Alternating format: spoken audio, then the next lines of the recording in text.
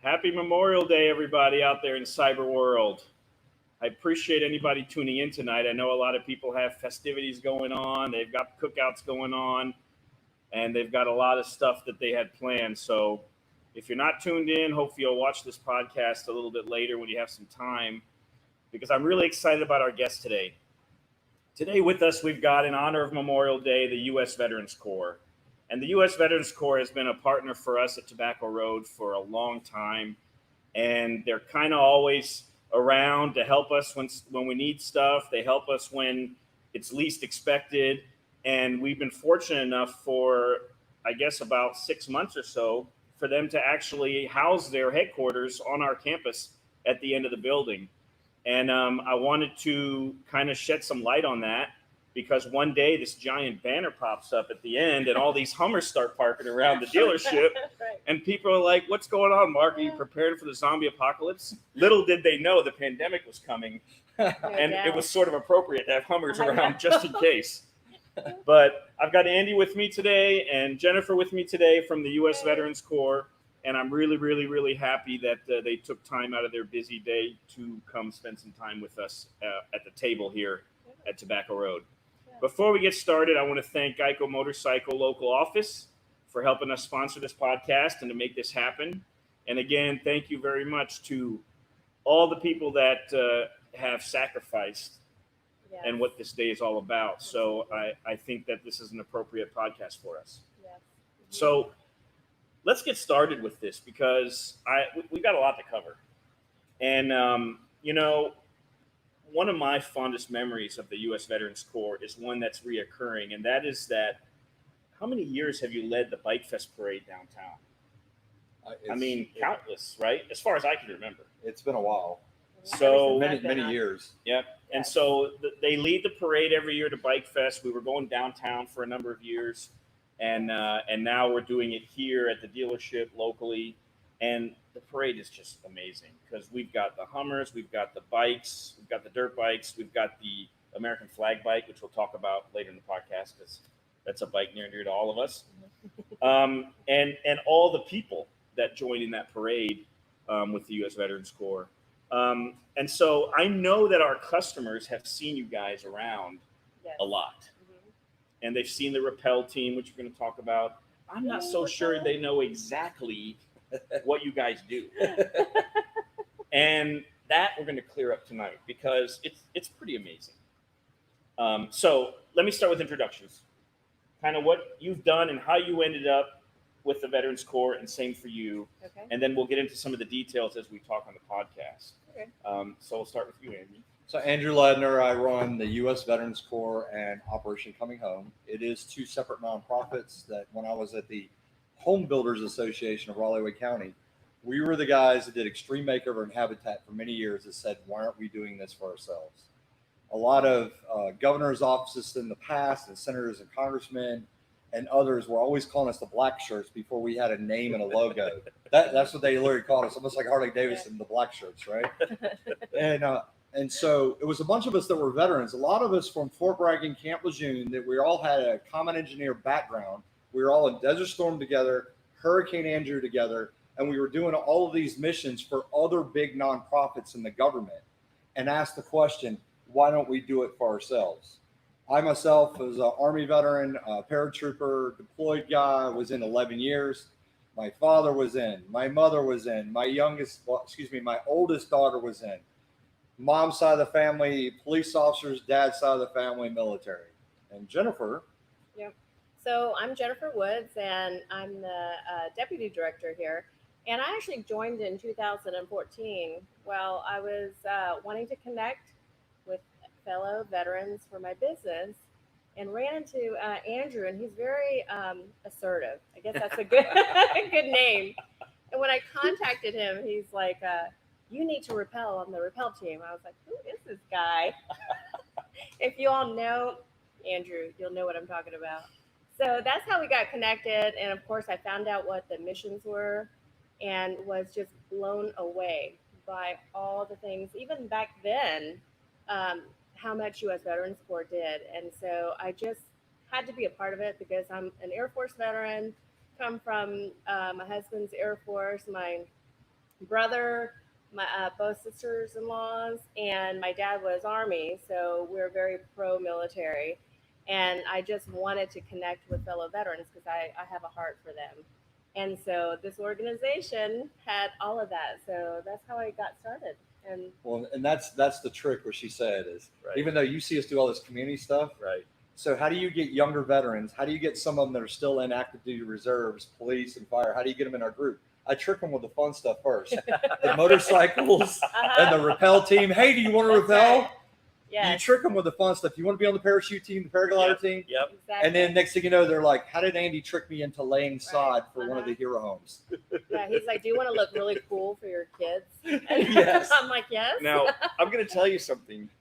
I never see you in a black shirt, though. You're always like the beautiful woman that's out there in a different colored shirt, like singing the national anthem, and like so. Yes. I don't know how you get away with not wearing the black shirt, but Well, but it's I working. kind of It's snuck working. that in. I That's snuck that's that that's in. Air Force for you. That's Oh, right, boy. Air Force. Oh, We here- get to kind of Here comes the bring in colors. interbranch camaraderie. Well, we say that, but if you're going to see her at some of the missions we've done, like food drives or anything, she's this small Air Force that's mostly really feminine type that comes from the Air Force medic, and we're in trying to buy food for these low-income families, and we had a bunch at one time at Walmart.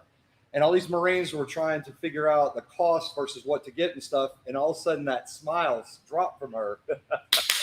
She did the double clap hand and said, "Boys," and they're like, "We're not Right. boys, we're Marines."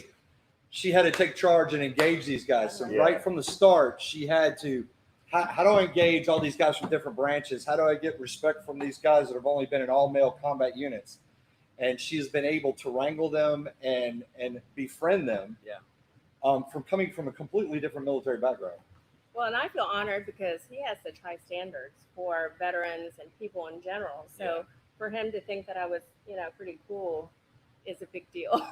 So That's pretty awesome. it is. Uh-huh. You guys have probably fostered some amazing relationships in doing all this. I mean, lifelong Yes. friends, Yes.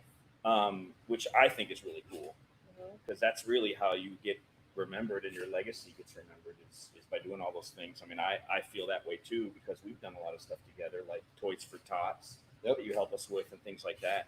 Mhm. My favorite part of what you do, and I want to talk about kind of the birth of it. My favorite part of what you do is the homes. Yep. Mhm. And you build homes and you give them to veterans, and that started with the Extreme Makeover show that was on TV. Yes. And I think that home they built in Fayetteville, right? So there was one in Fayetteville, there was one in Raleigh, and several, Okay. but probably the Fayetteville one is one you're talking about, right? Yeah, the one, Yep. and because I remember my daughter and I were living in Fayetteville at the time. Yep. This has been now, I don't know, probably 15 years ago. It was a while back. And we went to that unveiling. Like, I was so pumped because my father served for a long time, 30 years in the Army. And he was stationed at Fort Bragg when he retired.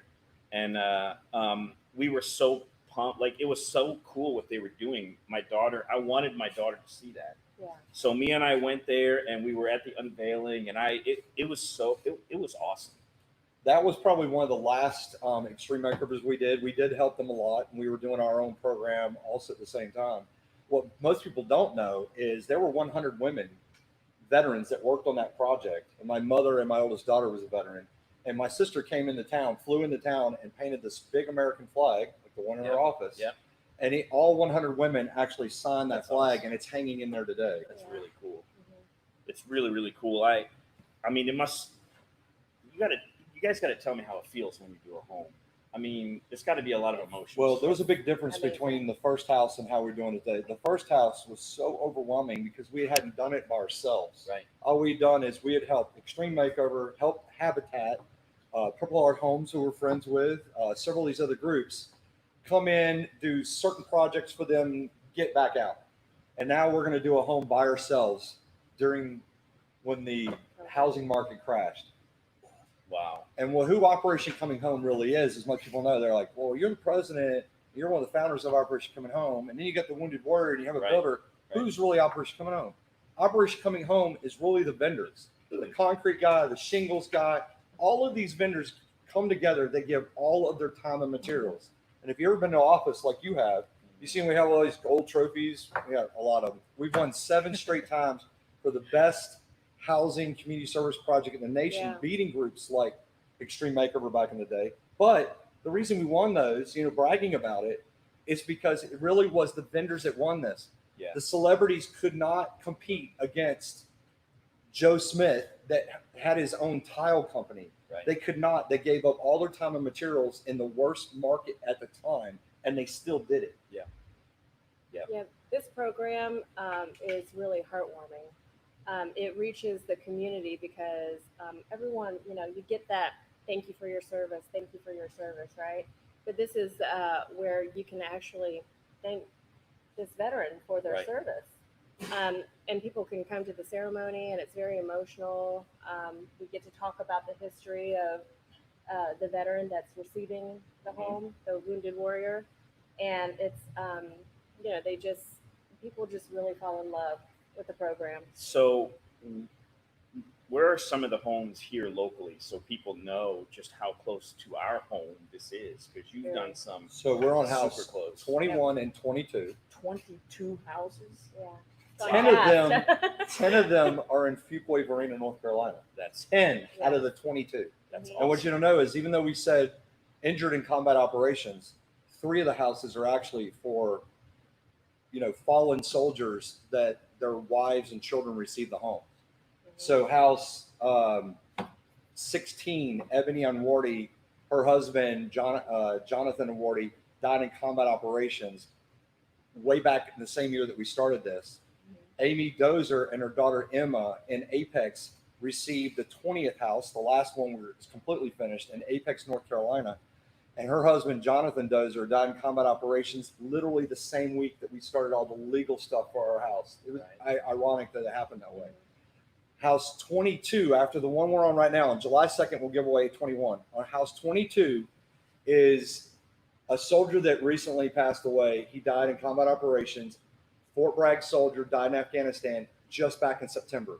His unit just got back from deployment. And that house will be done on Veterans Day, November 11th. Yes. Mhm. So on Memorial Day, we really honor them and think about them. Yeah. Those 3 families, and today, one of them was actually in Arlington, videoing him live from where he's buried, and everyone could join in remembering him. So it's just, it's amazing. I think it's amazing you remember all these names Yes. out of 21 houses. Well, Yes. I don't know how I do. It's like, can you He's remember all the names and all the incredible. children and all the? You start to blur a little bit because I've been lucky though, because there are several Nathans. There's 3 Nathans. There's 2 Brandons. Some of the names are the same. You're like, yay! Right. Then you got to break it over. Which one was in the Army? Which one was Right, the Marine Corps? right. You know? You can't get that wrong. No. Or he'll just say hero home number Right. recipient, whatever. It's easier. Well, the home portion of what you do to me is fantastic. It's such a large undertaking, and so many people are involved in that. Yeah. And it's. I feel like when people are serving in the military, they don't get their fair acknowledgement of exactly what they do in the general public. And it's like the vendors who are involved in these houses, they don't either. How much they provide and how much they That is do true. for the projects. And so there's Yeah. kind of some similarities there. Mhm. But then the end product, which for us is sometimes to win a war, Mhm. is to get that, for what you guys do, it's to finish the house, and it's just awesome. Right. Well, on that day when we give away the keys to the house, a lot of people have seen it on social media or on the news. It's even been on Fox News. They see all the big hoopla, and you'll see parachuting the keys in, all this kind of stuff. It's cool. But what you don't see is right before that is the wounded warrior themselves, or the family of the fallen, and the builder and the HBA and us all know it's about those vendors. And we highlight all those vendors almost like high school graduation. Yeah. You will see them go through there one at a time by company or name. That's cool. Here's your plaque. Here's your military coin. The military coin's handed to them by the family. And some of them get it, like if they're a bigger organization, they've been to one before.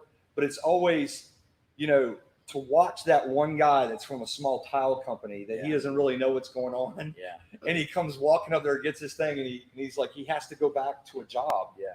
And this whole thing was overwhelming for him. And especially if it's family for a fallen, right? It's a different atmosphere than when we do the one where the guy's injured. Mhm. Yeah. Yeah, so each of the builder also has like what they call a vendor breakfast or vendor lunch, where they kind of pitch to their vendors, hey, this is what we're doing. We'd like to have you on board. And I mean, people are just, it's a no-brainer. Right. They're like, yes, what can we do to help? And It's so awesome. Yeah. Like the community coming together like that is so awesome. It really is. So how has the pandemic affected some of that? So for the building market, Yeah. it hasn't. We do the house, That's good. except Right. you asked me earlier before the show started, how are you going to give away the house? Yeah. So we might have to do it almost like the same kind of format. We're talking about maybe doing some kind of 2-camera system, live feed from several organizations to play this live that'll later turn into a national entry that goes to the National Home Builders Association. That's right. And any of the media can share it. We might have to do that. Yes. But the good thing about doing that, the live feed, is that we'll actually have more people Right. to be able to join us, because sometimes due to distance, people can't come. Right. So this way we can actually reach a broader audience. And I think that's going to be fantastic. That might be something that sticks for future unveilings, It might and be. you do Or it to do live both. and the video Right, stream. right. That's Well, it's cool. ideal. It's funny if you want to, any of you old school vets that's watching this, the one that's doing the 2-camera system that's going to do this live feed, he's the guy that did the Be All You Can Be commercials back in the 80s. Him and his father came out of television in the 80s. He came right into the Army. And you've got combat vets who are watching this. He was not a combat photographer. He was the guy that did commercials, propaganda films, and everything. He never wore a uniform past basic training. He never had to go to his school because he came from Hollywood. Right. He literally went from a uniform and basic training, the only one uniform picture he has, straight into a Hawaiian shirt with blue jeans. He looks like a mixture of Tim Allen and Magnum PI. Those video people, And he's probably watching this. those video people are always eccentric, like our producer over here, Mari.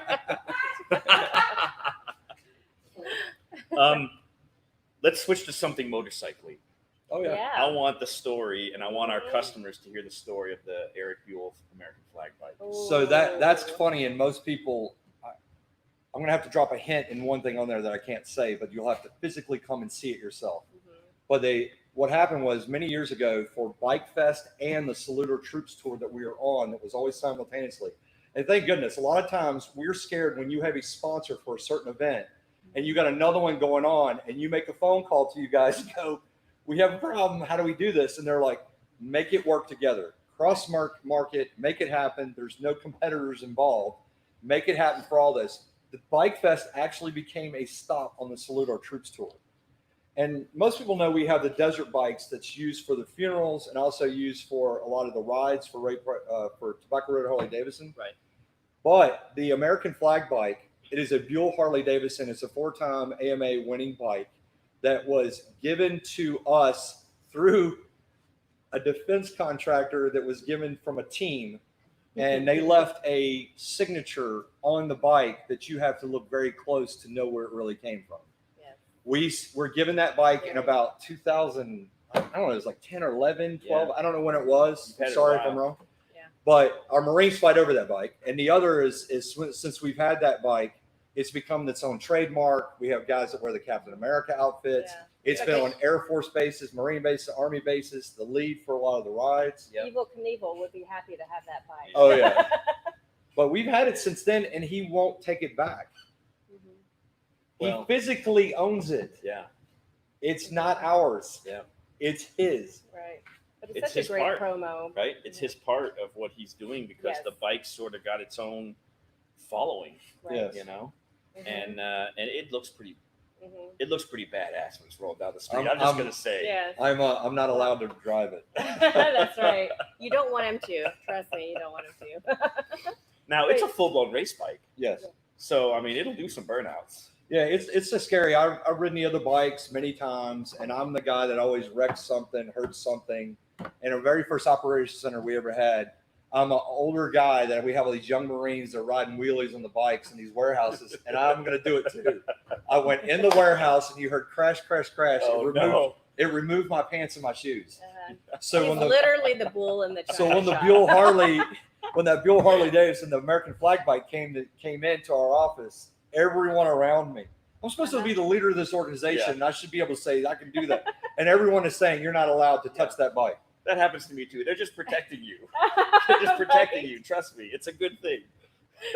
Well, I wanted to you were talking about relationships, and that relationship right there with the person that provided the Buell bike has been around ever since the time that we met him, and it's been several years, and he does so much for us.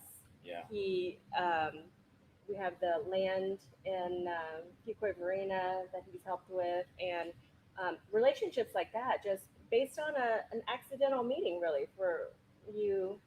You never underestimate You somebody never that know who walks you're on gonna you. meet. It doesn't matter if it's a child, which Yeah. we've had children, Mhm. 11 years old, that later go into the Marine Corps with several deployments and then are a volunteer with us. Yes. Mm-hmm. That defense contractor I met, who was in blue jeans, torn T-shirt, and had no idea he was a big deal with defense contractor, was Right. shocking. Uh-huh. Nick said in the feed that it was 2010 when we brought the bike to you guys. 2010. Oh, okay. Yeah. I'm glad you can see that. Nick said in 2010 you guys brought in that one. Oh, Yes. 2010. Oh, Yeah. good. Thank you, Nick. Wow. Yeah, we call it American flag like Nick. We don't know the numbers and all that stuff. he knows. Just like you'll have like video game guys memorize all the weapons and stuff that was in the Right. army, and I'm like, yeah, I don't know Right. I don't know the things, man. I just pulled the trigger. So you guys have several teams that do stuff, like the parachute team, Yep. paraglide team. Yeah. You do rappelling. Mhm. There's a bicycle team, Yes. and then Some of those are on some of the same teams. right, Right. Believe it or not, there's a lot of crossover sometimes. but they do different functions. Yes. And then you have the team that does the funerals, the tactical Yes. team does the funerals. And mostly the motorcycle team, rappel team is really the caisson, the funeral team. It's the same group because they have to be able to ride a motorcycle. Right. Yeah. And so talk to me a little bit about the funeral part. We're going to try to get through that without getting choked up because Yeah. it's pretty amazing Mhm. too. It is. And it's related to Tobacco Road. It is deeply related to this dealership. So so let's talk about that. So a caisson, first of all, when I first read that, I'm like, Mhm. what is that? I had to guess Right. that it's describing the kind of I guess the trailer. Yeah. Or casket. Or It- the it casket, is. the casket that It the is a sits trailer. in the trailer. But the original caisson, and if you guys remember the old Army song, the Mhm. caisson goes rolling along. And if you listen to the whole song, it talks about the field artillery. It was originally a cart that was carried by horses and mules during World War I that carried ammunition. Right. And then we know today that we probably think that Arlington Cemetery and the U.S. Army itself probably copied firefighters and farmers, that they were doing this carrying caskets on carts. And even in the West with that kind of thing, they were doing it. And we're, how can you do today? If you go to Arlington Cemetery, they have a caisson for every branch of the service, some 2 of them, that's black, gold stars, carried by horses. State Highway Patrol of North Carolina, ran by veterans, has a horse team, Arlington Cemetery caisson that does these. And people are like, why do you have a tactical caisson that is a Humvee pulling a cart instead of a horse? Because if we do a funeral, and we're in right now Raleigh, North Carolina, and you go to Charlotte, you have to have the horses there way ahead of time, graze them, use the bathroom. There's this, they get sick. We can go in and out with a vehicle. Right. But originally how it started is we were called by you guys to say, can you be the lead for Ray Price's funeral? Yeah. And this is also a fundraiser for you. Oh, Right. That was like, it was giant. yeah. It was And of giant. course, nonprofits always need funds raised for them. But to me, I didn't feel comfortable. I was like, I don't care. We're not doing Yeah. this fundraiser. We're going to actually do the ride and we'll be the lead.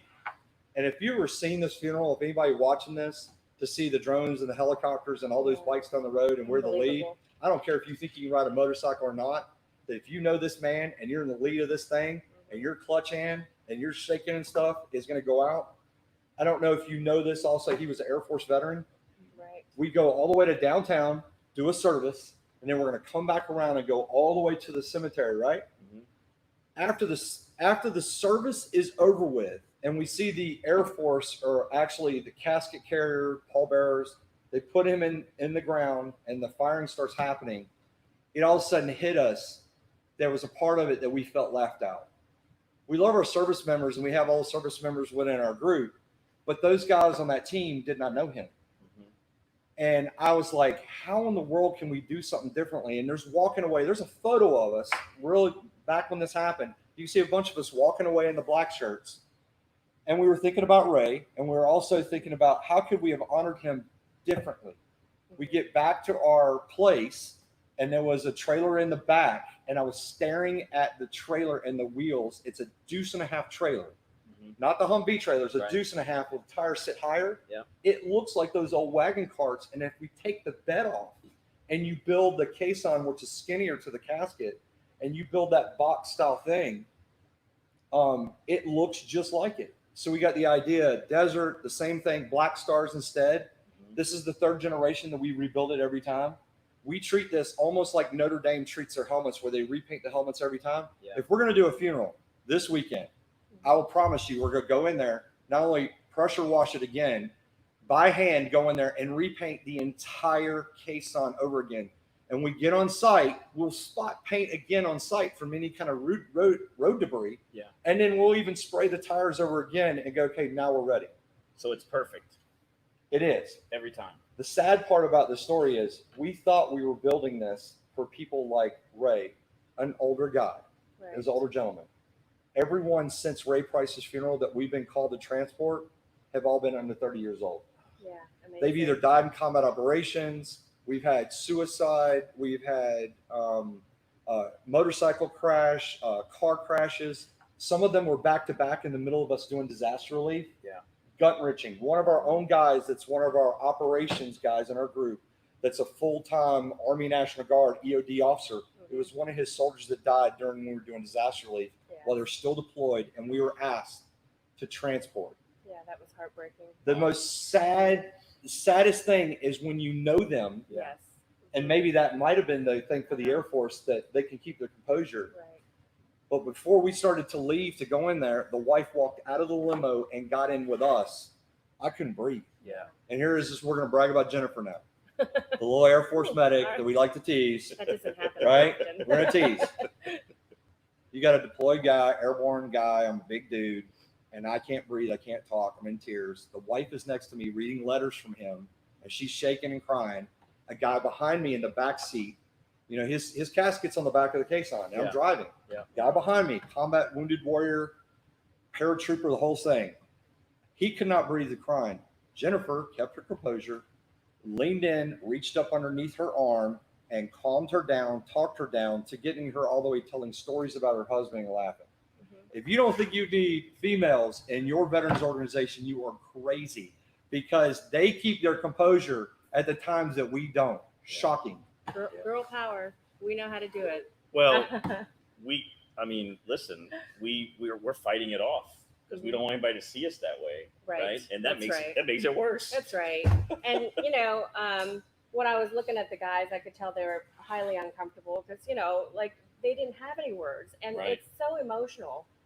And for me, it was emotional, but just to see the guys really shaken up by this. Yeah. But I knew that she needed just a female to it looked like she really wanted to chat anyway, and she had a bunch of notes, and I just you just try to reach out just by Yeah. saying hello, and I think I made her laugh, and It's uncomfortable for everyone, but I think that also helped the guys to feel a little bit better. Dude, as because well. like if she wouldn't have been in there, this is not disrespectful. We do this because we believe in it. Yeah, But I did not want to be in that vehicle. right. That was probably the most upset that I've been in a long time, and I couldn't breathe. It was too close to home that hit you in the face out of the blue Yep. Yeah, because she wasn't supposed to ride with us. So right. we weren't mentally prepared for it. Right. You know how you see in movies too, where things seem surreal and it goes in like slow mo. Oh yeah. And that's how it was because people are lining up on the corners Yeah. with their flags, waving and saluting, and Wow. it's like you being in a movie. Wow. And it was just took over all of us, and the emotional impact that it had on us was unbelievable. 15 miles an hour. We normally just do the cemetery. So if we'd have done that for right down the street, Right. it'd just been a big circle. Right. This was from the funeral home all the way to the church, opposite side of Morehead City, North Carolina. And they wanted us to do that because we couldn't do the funeral later because he's going to go to Arlington Cemetery. Right. 15 miles an hour from one side of that town. If you guys ever been to Morehead, you know how from one side to another, that is long. Yeah. And 15 miles an hour, and you're going that, and you're seeing all these people, and I'm staring in the rear mirror to make sure you don't want to hit the vehicle in front of you, the police that are in front of us, and your heart's coming through your chest. And I was just thinking, how can we get to that other end? Yeah. And thank God for Jennifer. Yes. Because That's a if you go to speak, I hero. was, I couldn't speak. I mean, you two guys are just amazing people. You do know that, right? I Well, mean, thank you. It's Sometimes my kids don't. this do is that. his Well. this is his brainchild, and I'm telling you, he is the brains of the operation, and he is the doer. I just go along, and he tells me what to do, and I just do it. well, I know for a fact you clock a lot of hours because now Yes. that I can see the trucks down there, No doubt, you right? guys are there a lot. Yes. Well, we've So been in weekends. trouble by you guys a couple of times Or your patrons, Right. maybe. Sorry. because we're in the way a lot. A lot of times when, especially during this right now during COVID, we have to transport a lot of food. Yeah. And us transporting in 4 trailers plus, we take up that whole road just to get out. Now we're not there long, but enough where we've been in the way several times. When you guys get this brand new motorcycle, Right. cool looking thing that's about to roll in the building, and all of a sudden we're all in the way. Yeah. And they're staring like, "What are you doing?" You get a lot of the, "What are you doing?" Like this. Nick is making a face at me. Well, And I'm there's like, "I'm trying, man." There's a giant Hummer sitting right there all of a sudden. And many of our veterans think they own, the street. Of course. So Of they're course. going to be out there like We're that. going to let them own anything they want for what they go through. So, Right. somebody has a question. No, they do. Oh, yes. okay. If anyone does have a question, please type it in Mhm. so we can try to get an answer for you from these guys. Yeah, I just saw a comment from someone named James said that he really supports our James org. Russo. Yeah, so he really Oh, there he is. thank you, James. He's going to recommend our organization to all of his customers, so that means a lot. Yeah. Um, And Troy Grimes said hello. Hey, hey, Troy. Oh, we know Troy. Yes, we do. We're supposed to do a ride with him, and that got canceled. Yeah, man. And do you know Blake Nash? Yes. Yep, Hey, we know Blake. He drove the Humvee today in the ride we were in this morning. Sweet. Let's talk about today because Yes. So I'm here trying to put together a good day and have a place for people to go, and I'm looking on Facebook, and you guys were busy today. That was actually a surprise. Really? No, not a surprise. It was a surprise. I to was us. surprised We're that you were shocked. so busy. Yes. What happened normally is every year this time we do an event called Laps of Honor. If you guys know where Cary, North Carolina is, across Kildare Farm from where I live in Cary, there was a kid that died in Afghanistan back in 2014. And he was on the swim team in that pool. And if you ever seen that pool that's close to the 1010, there's a swimming pool right on the road called Glen Ridge Neighborhood. Yep. There's a swim team. A lot of the swim team guys have actually went on to NC State swim team and the Olympic trials. We've had one. And so they did this Laps of Honor, you swim laps. Well, what's happened is it evolved into the military, us. You had NC State swims, the swim team he was on swims. And then all of a sudden, all of us that in the Marine Corps, it's called swim qual. In the Army, it's called drown proofing. And what happens is all these veterans from all the different branches, which I think we've had every branch, plus police and fire, we swim laps. And you're like, well, how many do you do? It's a short pool. If you were in your last unit, I was in the 22nd, the 27th. I mean, I'm not going to do it when I was in the 82nd. No way. I can't do that many. But or you can do a 22 for the 22 suicide. Mhm. You can pick a number that you want. You swim laps. That's Right. what the event. Yeah. He's selling T-shirts for a fundraiser. There's all these people giving food, like the Yeah. crepes lady and everything. Yes. Right. Mhm. It's actually a fun event. it's a fun, awesome event. It's very decorated. And this year, you can't go to the pool. You can't go to Jordan Yeah. Lake. We can't Right. go to the ocean. It became a Mhm. thing. We Right. literally changed this and changed the event to the ocean, to Riceville Beach. And only 10 of us were going to go down there, do it anyway, no matter what. Right. And then Riceville Rescue and Fire says, well, we're tracking a great white shark off that. I'm like, Yeah. are you kidding me? Uh-huh. So at the last minute, we said, we'll just do a ride respectfully. If people don't show who not, we'll do it with some of our vehicles. And we'll have a few of our guys run in the tactical kind of look. They're wearing their T-shirt, their uniform bottom, Right. or their police. There was 2 carry police officers that did this. The rest were Army and Marine Corps, I think 1 Air Force, that were dressed in this kind of utility bottom with a vest kind of thing. Some of the vests were real with the weight, and some of the vests were our rappel vest. Right. And these guys, and one of our guys from back in the day that was one of our founders with us, he retired as a state trooper. He was in our airborne unit.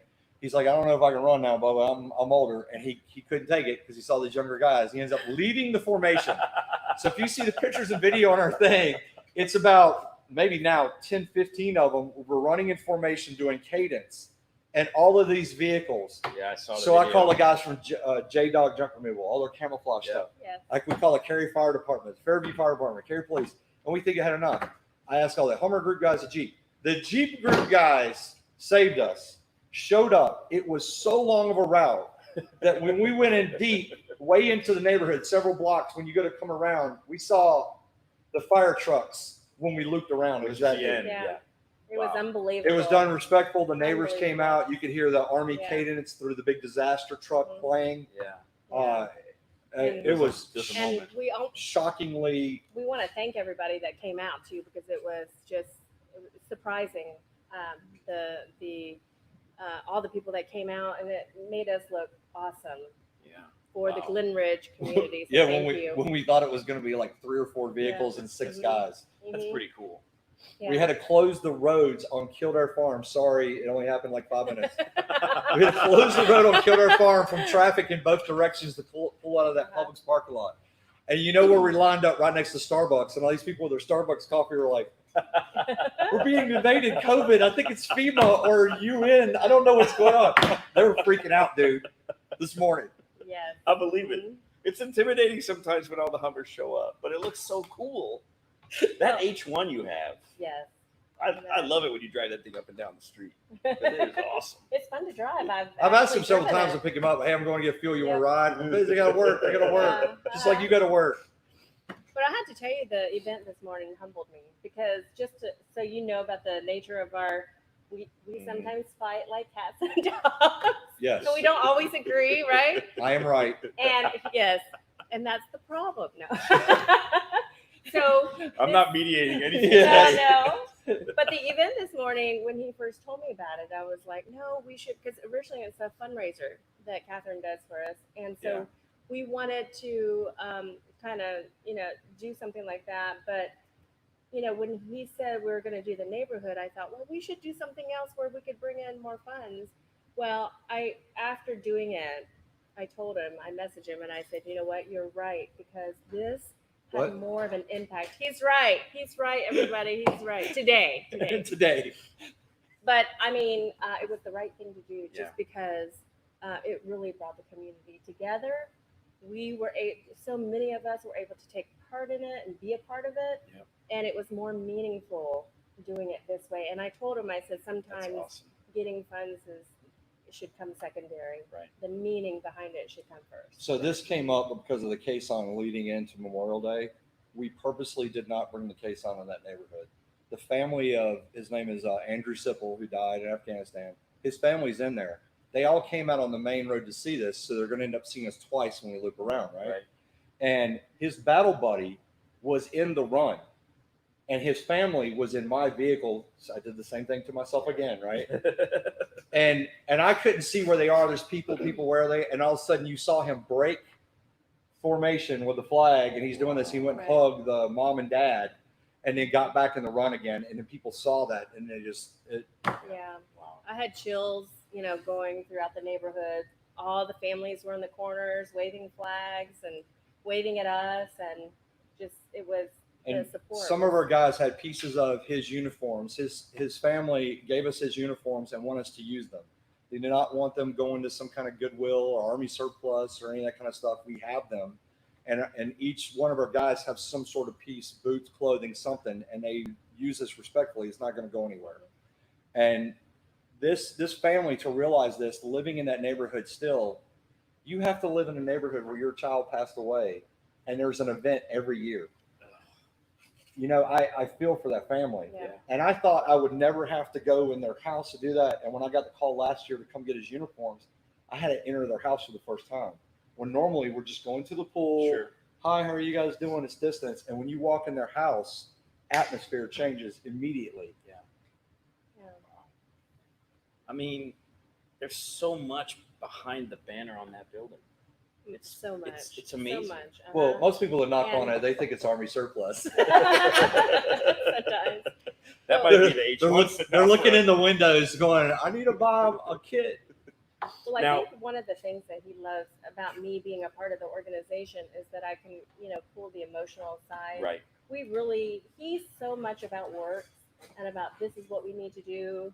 He's so driven Mission driven. and mission driven and making sure our veterans and our active duty are taken care of. Right. And now, the fallen as Right. well. Right. He's so driven on that. Sometimes he, is not focusing on some of the other things, but I mean, what he does is amazing, and I'm happy to just support and kind of bounce off of any. Right. And we're always evolving and changing, and that's what I love about our organization. Just like today, Right. Well, she's had to do that, especially for the homes, as she mostly talks to the wives. Because I grew up in a military police family that very matter of fact, and there's times where I know that I shouldn't talk to the families Right. and let her do it. Right. Because I'm so matter of fact, it comes off wrong. It comes off wrong in texts and phone calls. The relationships. There's highs and lows in the families that you have to go through. Most people know the very first house we did in Fuquay Verena, he really didn't communicate with us a lot. And you're like, well, he gave you a house. You want to realize he was a triple amputee that was going through a lot. And it took him 3 or 4 years of being in the house that he said, okay, I finally want to go to school. Right. And as soon as he started going to school and have a goal and in there, he started talking to us. Yeah. You know what I mean? A lot of times, some of these guys have to be left alone a little bit. Don't take it the wrong way that you went to the ceremony Right. and you saw the hoopla. Realize that sometimes they just need to be there a little while before they'll, branch out. Right. It has to kind of set in, I guess, a little Yeah. bit. right? The new reality. Man, it's amazing. It's totally amazing. Mhm. We're a small nonprofit in your own backyard. I don't know who said that earlier, but Yeah. we're a small nonprofit that does big things, Very big. very big, and we're like the best kept secret, That's So, what I think. That's why I wanted to have you guys on the show, because Yeah, number one, it's still not enough, right? That's the sad thing. Yes. You have a lot of people Still, I stuff like this, absolutely. and it's still not It's enough. still not right. And that's a travesty in itself. Yes. Mhm. But I see the trucks going out. I see the activity. Mhm. I come down to the place, which I want to ask you about the bunks in a minute. I come down to the place and check it out, and We call that There's Jeremiah and Mac. Yeah, there's always a story behind everything. Yes. And if you all want to come and see our organization, so that was my we point. can- I was yeah. going to say, can people come Yes. tour the facility down here, your headquarters? They just have to basically? call us like a doctor's appointment. Right. And you have to do a tour that way because you see us leave. I do. Well, if we leave, I don't know when you're coming back. yeah, Right. you don't know. So Yeah. a lot of times people are calling, you make an appointment, we do a walkthrough of the place. It could be 10 minutes or an hour. Depending if it's like a veteran and he hasn't been around guys for a while, the camaraderie, he Yeah. doesn't want to leave the building. Yeah. Don't want to go back to work or anything. And you'll have like a sponsor that's just doing the meat of this and go, okay, do we want to, sponsor the food, the toys, or the house? Right. Is basically the three that they're always looking at. Right. Mhm. So what's going on with the bunks in the back of the building? Okay, so in each place that we've had this, because what's happened is several of our guys come back from a deployment They live out of state. Something happens where there's a gap of time where they lost their house, any kind of issue.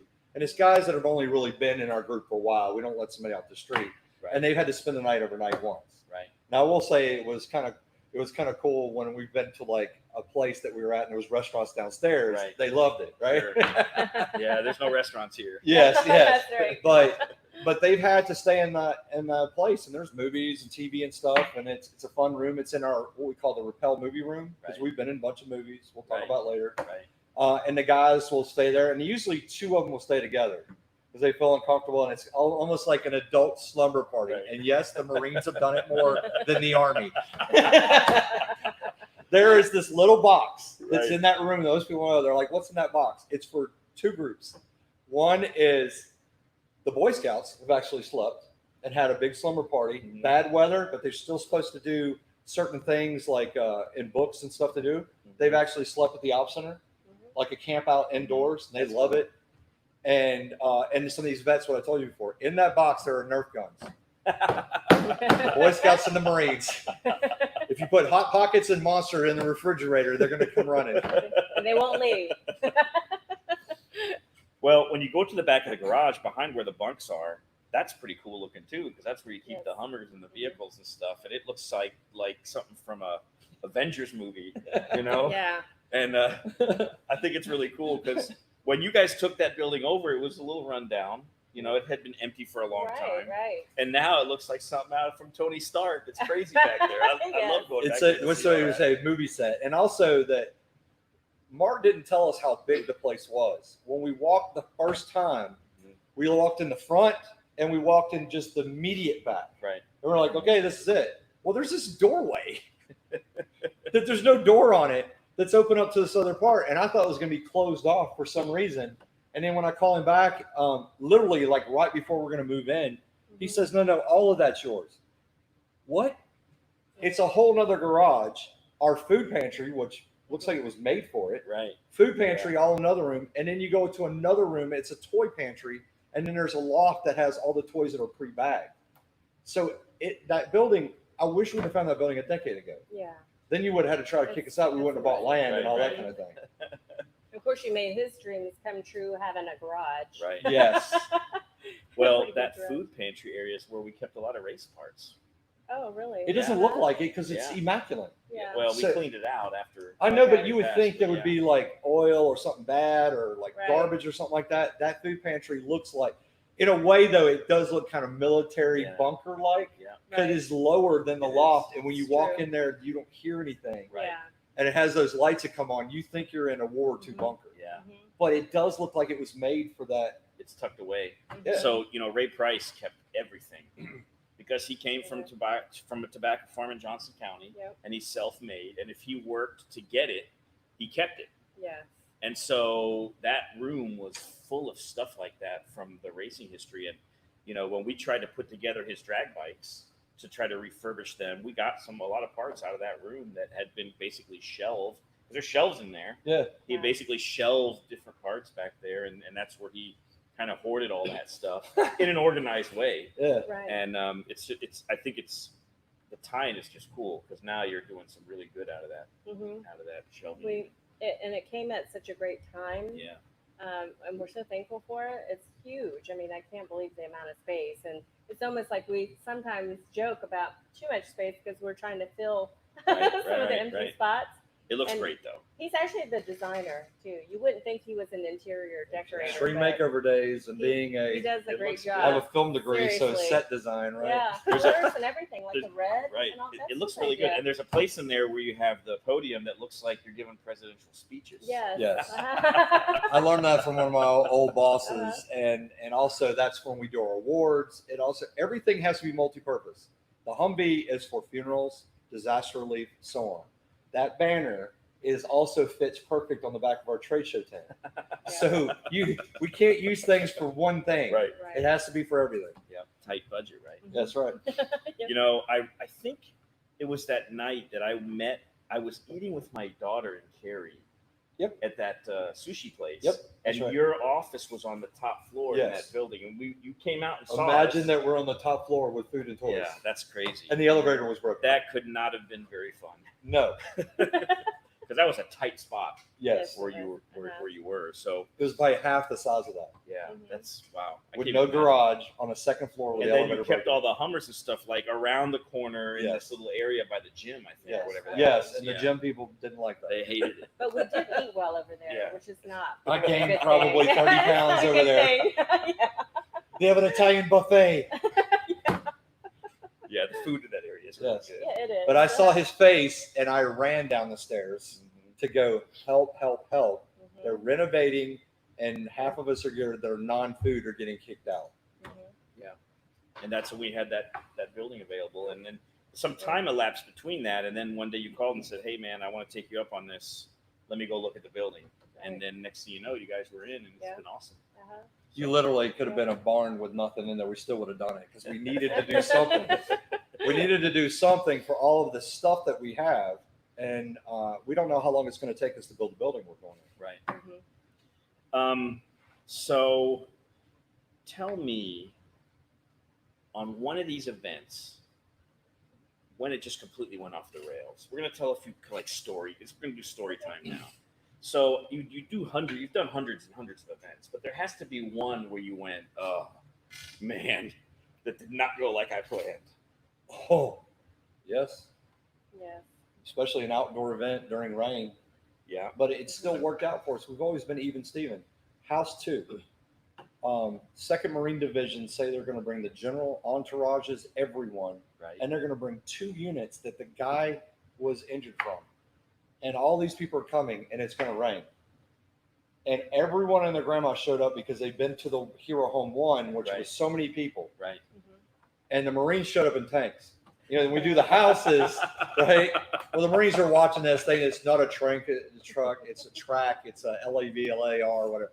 But it's like a small tank. And it's going to take this hill, and the rain and everything just started to mush all of Oh, the dirt no. and mud away, right? Yes. And it's rain on everything. The NC State dance team, the ones from the Carolina Hurricanes and all that are in short sleeve shirts. This is in November, and the weather dropped in temperature and it rained on everybody. It blew the power from the microphones. You couldn't do that anymore. Right. And like it was like, we're going to give this house away no matter what. And everything that could go wrong was going wrong during the event. So if We one- had a live band Uh-huh. that was playing that it goes like, yo, boom, Yeah. right? We've had that happen here too. Oh, So really? what saved us from that, though, is that 2nd Marine Division general. The guy looks like he was former enlisted, like, you know, like a Vietnam guy, crusty and everything. He said, I don't need a freaking microphone. And he walks out there in the middle of it and gives this great grandiose speech. What was a big deal about it is not only is this guy injured, he's missing a leg all the way so high he can't wear a prosthetic. His name's Stan Roberts. He's probably watching this. And there's 2 of the units that are sitting there in these bleachers that the Fuquay high schools and all the Amish schools put over there for Right. us. Right. Those 2 units are leaving to Afghanistan in 2 weeks. Wow. And then on top of that, to shock him, everybody says, well, you can't get them. All these Marines and Armies guys will say, you're never going to make me cry at one of these ceremonies, Andy. I've seen what you've done for the other ones. I'm like, watch. And what I did is Stan Roberts' house was given to him in 2010 in November. He was injured June 6th. I remember this because my birthday and D-Day. June 6th, 2007. The guy that saved his life, he hadn't seen him since that day Wow. until he popped Oh. out of the tank. The Yeah. Marine Corps couldn't find this guy. We found him on Facebook. He was out of the Marine Corps active duty, then in the reserves and going to school in New York. Right. He pops out of the tank and comes over there, and everyone lost it, including him. Yeah, I'm sure. And we had So- the very best picture of that. Yes. Oh, I can get him, man. They can Uh-huh. say, oh, they can't get it. Oh, I can get him.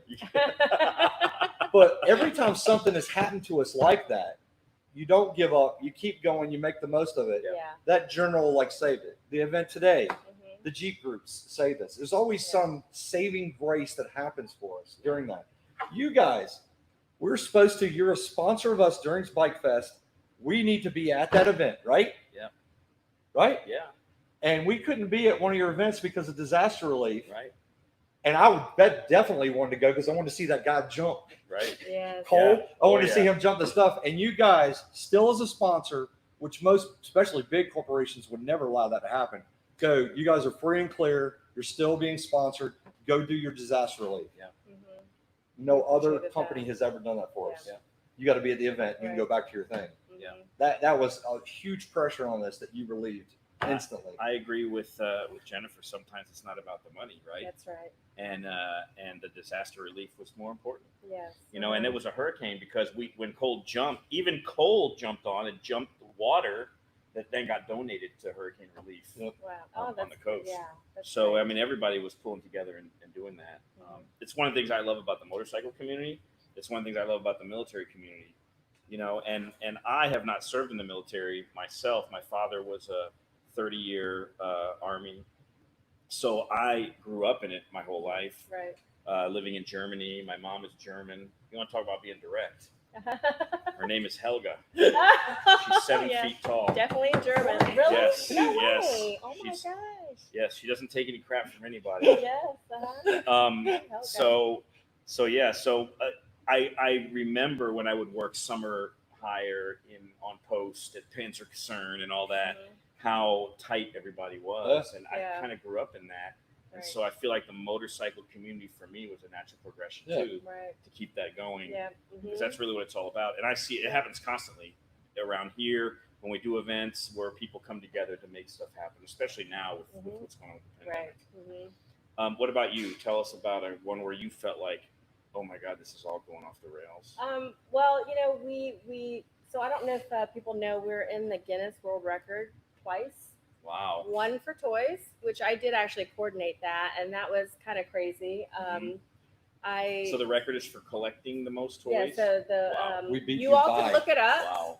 You can look it up. It's That's the, amazing. the most what's Toys the- collected in 24 hours. Yes, the most toys collected in 24 hours. But we also had another one called for food. The most amount of food donated in 24 hours. We did that with the food bank. Military. The food bank and a bunch of other sponsors and the School of Science and Math in Durham. Yeah. That was in 2011 with only 10 of us. Right. And we're going to brag about this, that we physically broke the record, and like, oh, the School of Science and Math just did the logistics. Yeah. Until we come to her and say, Jennifer, yeah, you're in charge of this. You want to do toys. You want your own Guinness. We have ours. Oh boy. Yes, I didn't like it too well because he had the experience, right? Right. But what I love about Andrew is that he believed in me Right. and believed that I could pull this off. It was actually my idea, silly me. Hey, let's try another world Be record. careful what you wish for. We Yeah, make my because I life didn't think he difficult. would go for it, but he Right. did. He said, let's do it. So we did. And I learned so much about myself and about us and about the organization, our volunteers. Of course, we didn't get it. He always likes to say, Jen is in the Guinness. It wasn't me. It was Right. everybody who helped us. Right. And that's the biggest thing That I was want probably to the first say. time I ever saw her emotional. We finally broke the record. Wow. She had to announce it with the Guinness people and the Yeah. media and everything there. Finally, her shoulders would drop. This is 10 Yeah. months of logistics Yeah. Yeah. and pressure on you with sponsors. A lot of stress. And the media's calling you every 30 minutes. Did you Right. break it yet? Did you break Right. it yet? Right. Mhm. So yes, I did break down, and I did the ugly cry. Yes, you did. I did.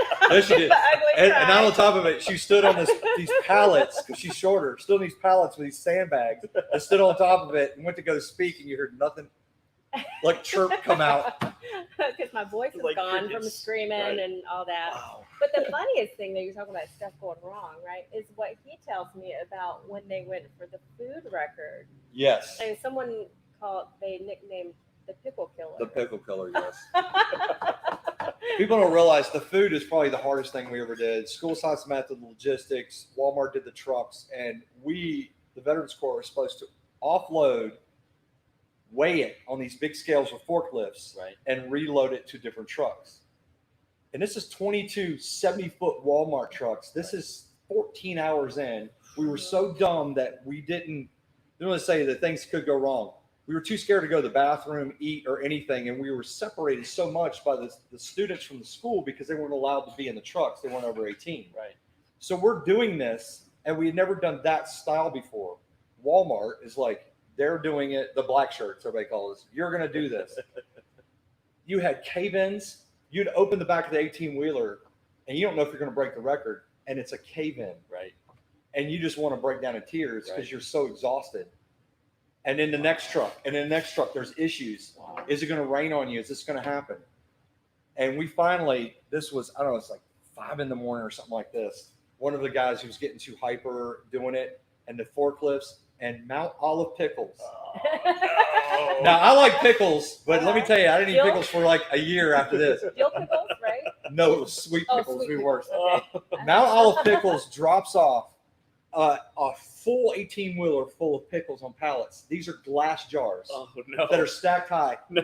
He hits one of the jars. So one of the pallets, each jar was this big, like Costco kind of stuff. Right. He hits with the forks.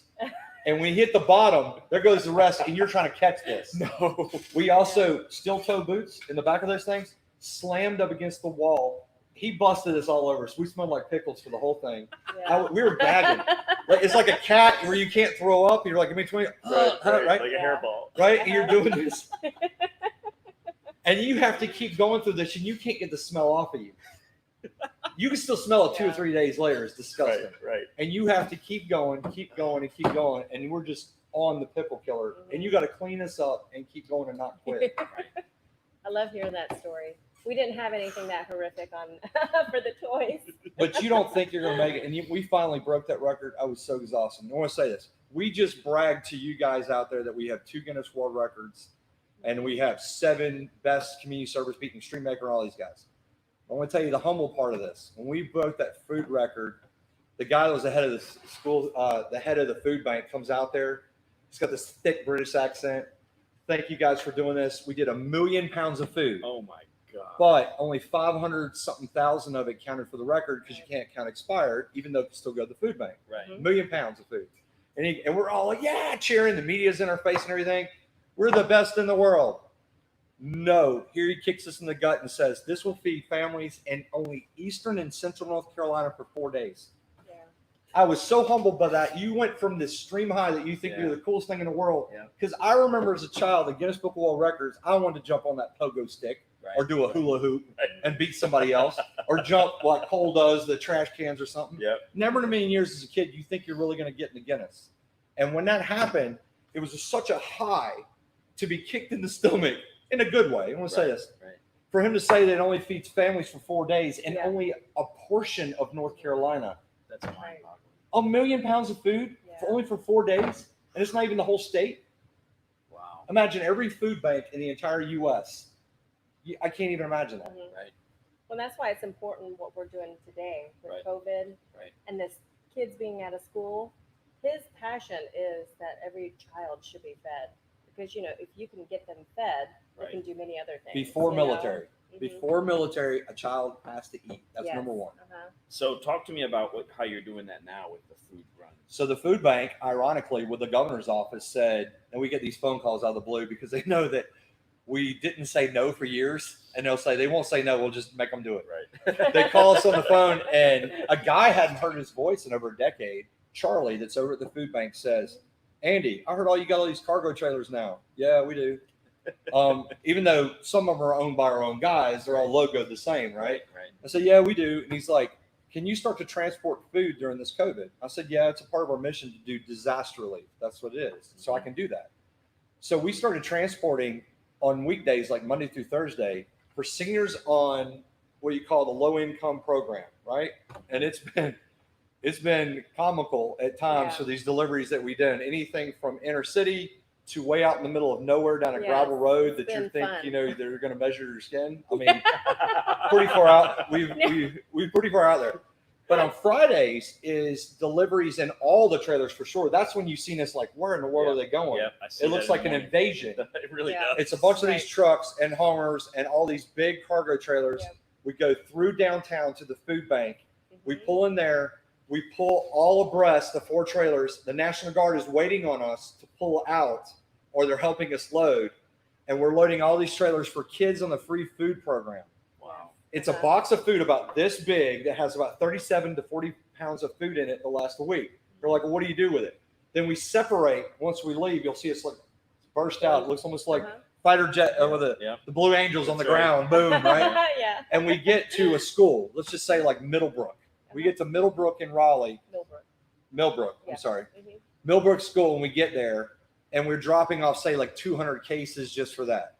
There are cafeteria ladies inside the school that are cooking meals, and we set up this food on pallets or on the concrete, and a kiddie carpool comes through there, and these families come by, or somebody, or a church for the family. Right. Here's your box of food for your whole family, and here's your hot meals. Yes. So people are like, well, you only did 200 kids at this one stop, even though we've done it with thousands.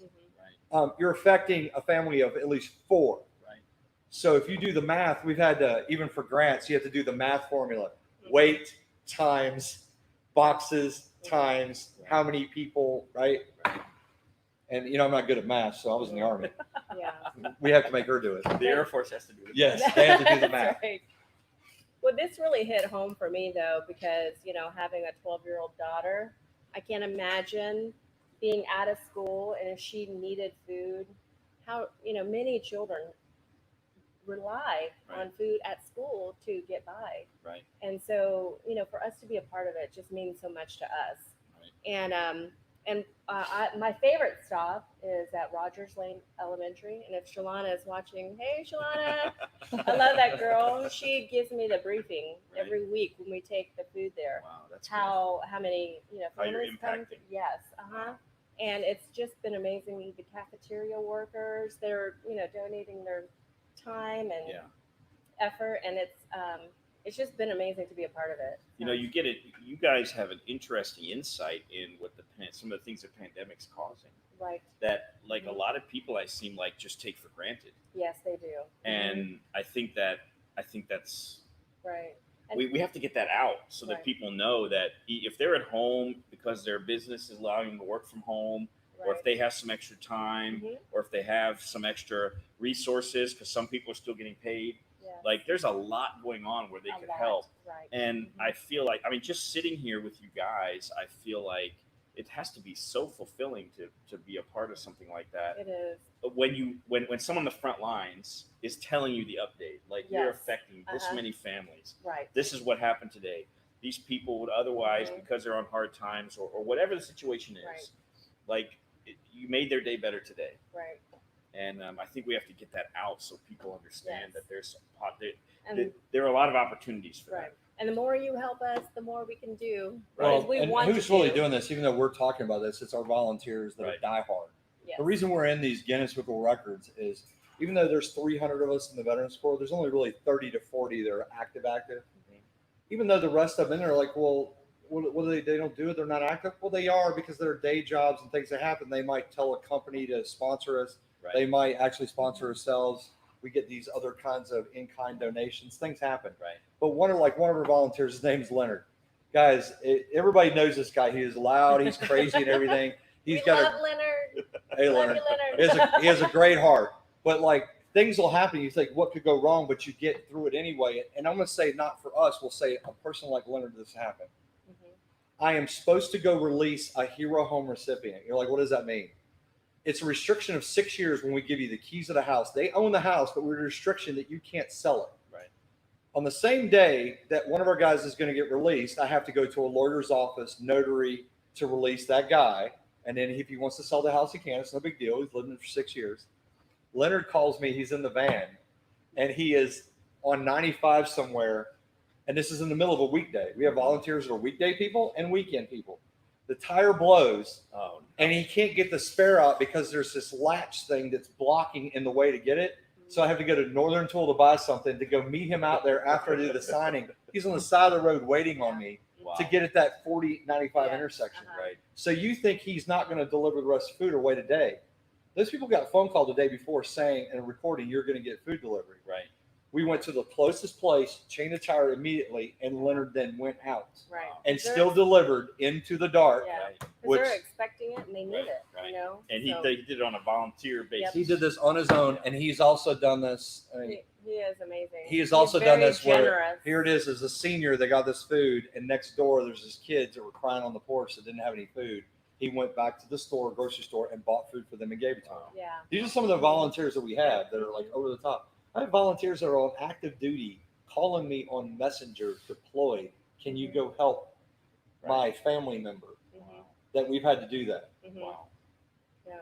So how can can people join the U.S. Veterans Corps? We're a 501c3 19, and people are like, what does that mean? A 501c19 is a veterans group like American Legion, VFW. Those guys are membership based. They have lobbyist groups. They're the ones that really help us keep a lot of the things that are happening for us as veterans, a lot of our rights. Right. Our group is a community service based 501c3, like the USO, American Red Cross. Okay. So it's volunteers. Right. And we have military, police, fire, civilians. We have some diehard civilians. Who is in charge of the Laps of Honor today? She is a civilian, originally from Ireland, and her husband is a retired NYPD police officer. Right. Yep. Some of the civilians that are in our group are diehard and do a lot of stuff for us. Yes. Wow. That's awesome. Yes. It's funny. We like to say civilians. But Right. Right. What is it? It's like to say patriotic citizens. So you see those Patriotic cartoons, citizen. right? And I love you too, citizen. So how can people help? Like if someone's watching the podcast Yep. and they said, this really affected me, and I have some ties to the military. Maybe I don't. Maybe I just want to find some way to make an impact during all this. What's the best way for somebody, in layman's terms, to help you guys activate your missions? There's always the basic, go on our website, donate, that kind of Sure. thing. But Right. the biggest thing that happens is somebody that's watching this, it's like their church, school, corporation does a food drive, toy drive for us, or they know someone sitting on the board of a foundation that can make the donation. Any kind of foundation that we've ever got a donation or a big corporate sponsor, it's only because we knew someone that was on that board. Right. You can't just walk in blindly. Right. Because have you ever seen some of these things? They have do you have the invitation code? No, I don't have the invitation code. And no, I can't write a grant. I can't spell.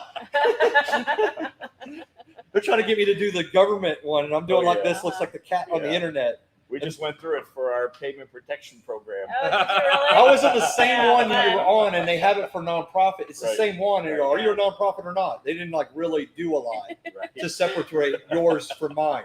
Yes. I had to turn it over to Alex, our controller. Here's She had to do $200. it 'cause Have a good day. She has more patience. Good So deal. they can donate.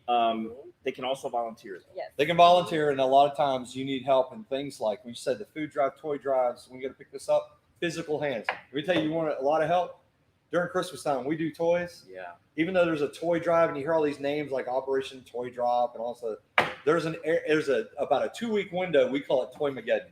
It's not an event. It's just us picking up toys, and dropping it off, and over, and it keeps filling in the back there. And I'm calling our sponsor, that's also our landlord, to go, hey, are the bikes going to come Right. out of there yet? Right. Because toys are going to the ceiling in that building in the back and in all the trailers. Yeah. It is overwhelming during Christmas. I was told by the Marines many years ago, they do Toys for Tots, we Right. do Toys for Little Troops. Right. Our toys go to low income and deploy. How we can do Shop with the Sheriff and Shop with the Cop is we partner with Toys for Tots to do those kind of events that we can do combined. Those type of things, when that happens during that time, one of the Marine Corps, he was now retired sergeant major, he's the first sergeant of the town. I walk up on him and he goes, Andy, I'm telling you what's going to happen to you in the future. You'll go from Santa Claus to the Grinch in about 5 minutes, because it goes from the toys to toys to toys to toys. And you have this kind of a fear, how in the world are we going to distribute all these toys? Because you need the volunteers too. Right. And I will call people on the phone. I don't have a problem with that. Even if you're like, I'm mad at Andy because he hit me in the back of the head, or he talked to me wrong at the last event and he didn't say thank you. I'm still calling you on the phone because I got to get those toys to Fort Bragg and Camp Lejeune. I don't care. You can hate me on Monday because on Friday those toys have to get out. Yes. Yeah, but there are a lot of things. What I encourage you all to do, if there's something that's kind of, touched your heart, reach out to us through our website or the contact number, and come and take a tour. That's really how you first start, because Yes. you really need to get a feel of the organization, get a feel of, what we do, and what we're all about. And, and we'll find something that, pulls at your heartstrings, something. And we're not looking for 1 million volunteers. We're looking for quality, not quantity. And it's Right. true. And you can say, And you know, you need more at this event. No, did we complete the mission? Right? Yep. That's the biggest thing. Yeah. I'm sorry if only 6 people show up, I'll crop the photos to make it look good on social media. I don't care. But when we did the first Guinness, I told you it was 10 of us. Right.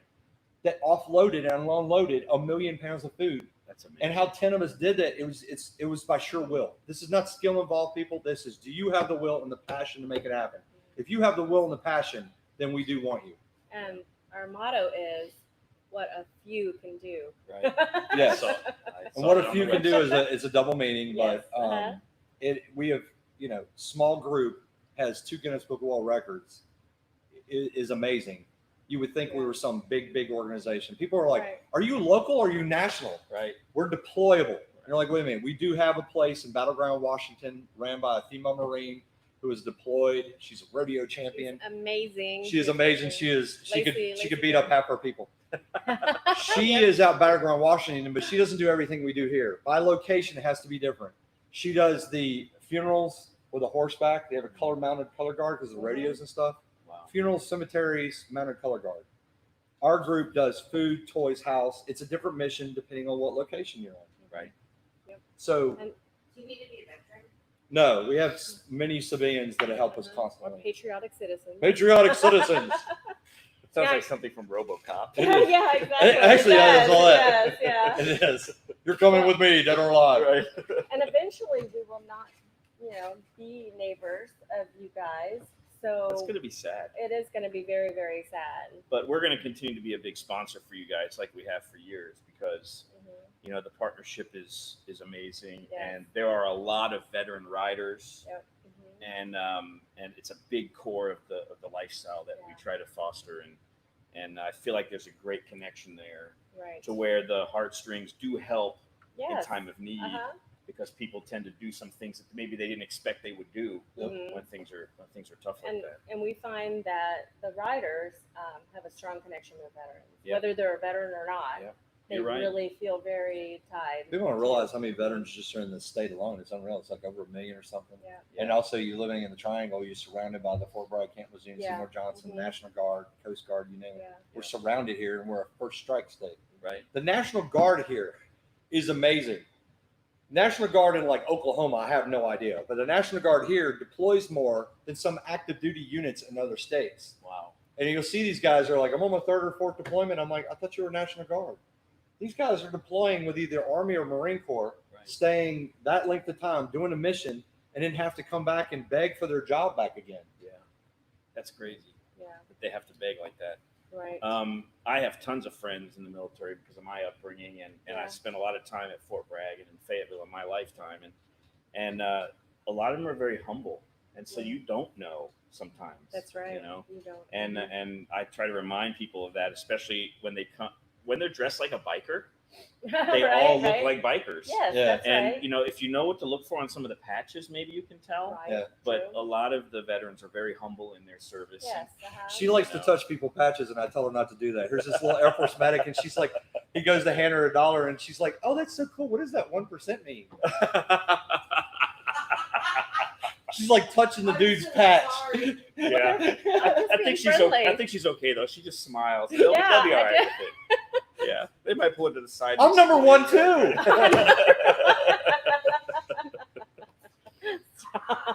Oh, It's Well- been great because I've never been around so many bike riders, Yeah. and just my education about the types, the backgrounds of these riders Mhm. have because sometimes people have preconceived ideas they do. what a rider we is. struggle with that constantly Yes. at the dealership. And I have been enlightened and met a lot of them, and they're really decent people, and I really loved getting to know them. Well, and even at Ray Price's his funeral ride, you had rival bike groups that were there that all Yeah. behaved themselves Yeah. Yes, uh-huh. completely. Respect. There was not Yes. one incident, not Yeah. one give a face to anybody else. Everyone was over the top respectful. Yeah, Yeah. right. It was pretty awesome. It was. I've seen you bring bikers into tears when you sing the national anthem. Really? A lot of people don't know I she's didn't this see national that. anthem singer. I love to sing the national I was anthem. when I sat down to set this up, I was Uh-huh. telling Mari I'm going to make her sing. But then I was like, yeah, I No, better. you make her sing, but it's really cool. So the national anthem is a harder song, and Yeah. she sounds different singing that versus when she does like the Air Force song. It's a different tone. To even she sang songs that we had a girl that was a country music star, like junior star, that now is a lawyer. That she did this one song with the 80-second chorus back in the day, and now she's a lawyer, has her own business, and she asked Jennifer, "Yeah, you can sing this if you want on one of the Hero Home things." Beautiful. People were freaked out When we first introduced And that we're- song. and were tearing up Yes. to that song that she sang at that event. That's awesome. Yeah. So I really enjoy singing, and I love singing for your events. I had no idea that bikers were actually Oh, crying. yes. That really, you know. I love, we do bagpipes. uh-huh. There's a few things that I've seen grown men bikers cry at our Right. events. And that's the He's telling on you. bagpipes. It's the bagpipes. Uh-huh. It's the singing of the Yes. national anthem. It's the flyovers with the airplanes. Yes. Yep. Uh-huh. That, I mean, it just and when they do the missing man formation, because Yeah. we've done that a couple times right over Raleigh. I mean, absolutely amazing. Yes. And we're so Um, happy to bring all of that to you guys. Yep. And I guess that's why it's such a great connection and It a is. great partnership because Well, that's one of your stories that you lucked out. We did one of the Hero Homes. It was bad weather, and it's starting to maybe clear up. We have no idea if the Bandit Flight Team's coming. Right. The one that flies your Right. bike fest. Yep. Have no idea it's coming, and it's coming from a different direction. She's singing the national anthem, and everybody's sitting in a row. This is for a Marine Recon guy, all his unit, guys that died in his unit and everything. Yeah. At the end of the national anthem, the Air Force joke, right? Like they're all going to heaven in the Air Force. Let me tell you that. The sky, I swear to you, parted open at the end of her song where you saw the sun, where she's like, oh, and the Bandit Flight Team, boom, and we're lower than they're supposed to be. Right. yeah. How did that happen? Right. I mean, you're happy that it happened, Right. but it's just like this Army guy's like, what? Right. Wait, is it Jennifer singing on the video? It is. I think it is actually. Show the video where they rappelled during one of the Bike Fest events. Oh, okay. We have a small video where the rappel team came down the front of the dealership. Oh, out of Ray's yes, house. that's right. Out of Ray's I'm house. Yeah, out of actually his house. singing. That's right. It's not me repelling now. The No. joke Or is he's that just singing? well, he wants me to one day have a headset on and repel and sing at the same Yeah, time. like Janet 'cause I'm- Jackson. Yeah, like a Yeah. Pink concert. Uh-huh. That's what I wanted. That's Yes. awesome. Yeah, Like- because I repel too. Yes. But in this one, yes, I am actually singing while the other guys are repelling. Here, hold on, I'll play. So we repel.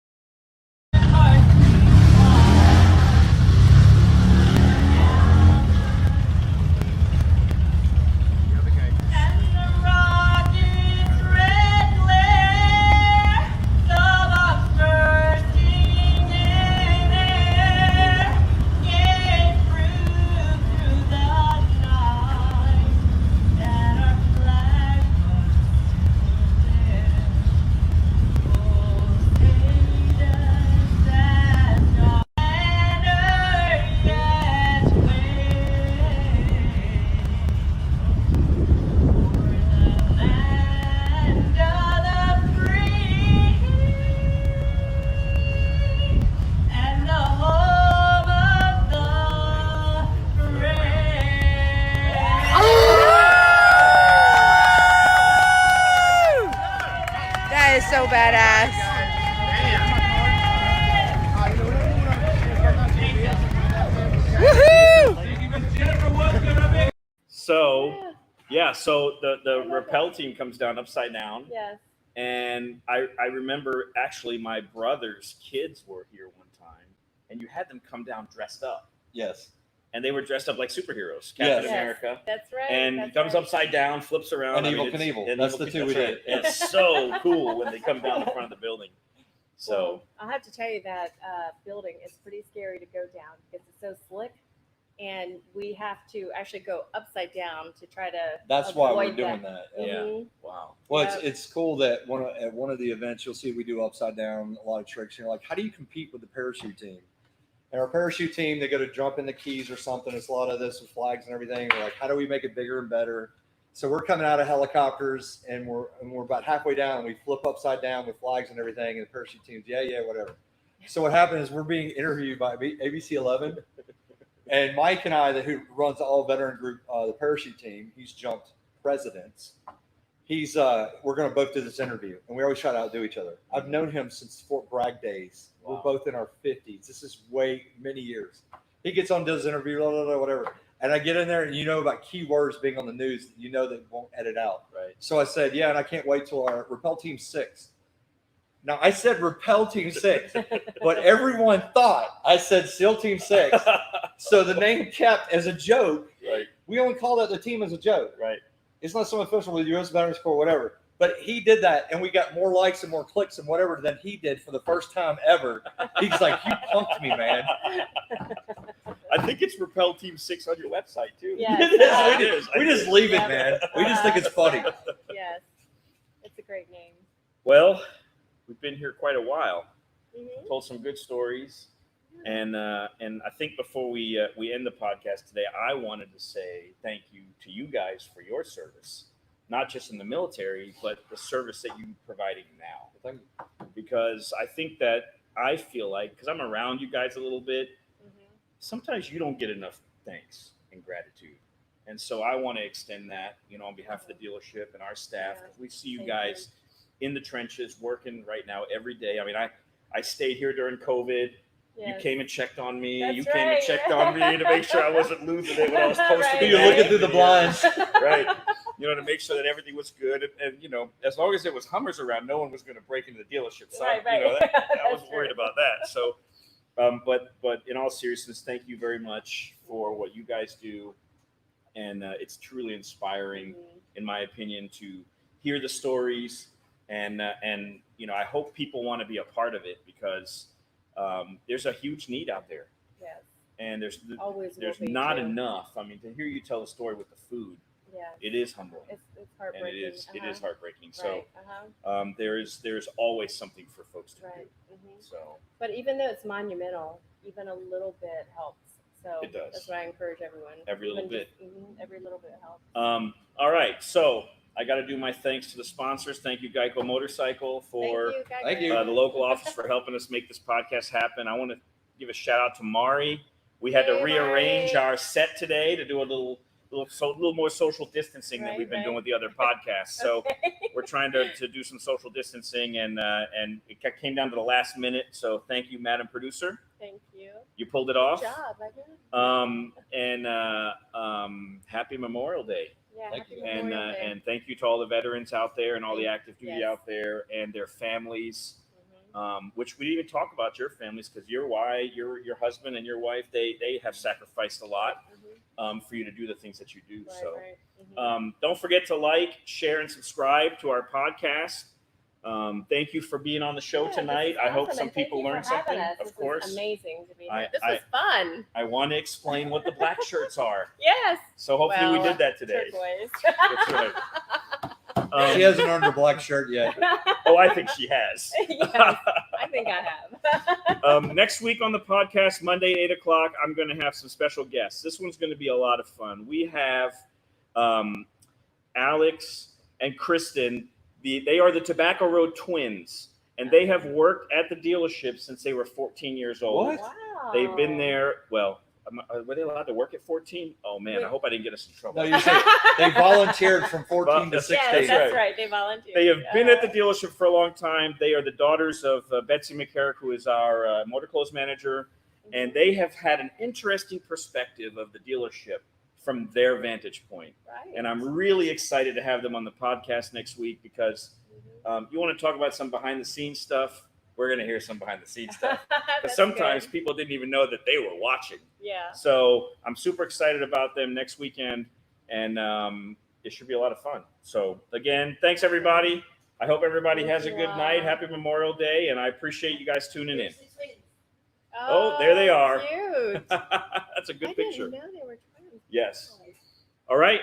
Good night, y'all. Good night. Good night, everybody. Thank you.